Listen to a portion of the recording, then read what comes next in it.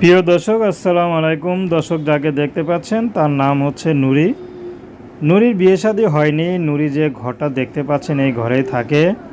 তো নুরি মাটির কলস বানায়, দেখতে পাচ্ছেন পিছনে কলস, এই কলস বানায়, তারপর বাটি বানায়, প্লেট বানায়, এসব বানিয়ে যা পায় তা দিয়ে কোনো মতে চলে। নুরির মা এগুলো করে, তো নুরি পাশাপাশি সহযোগিতা করে।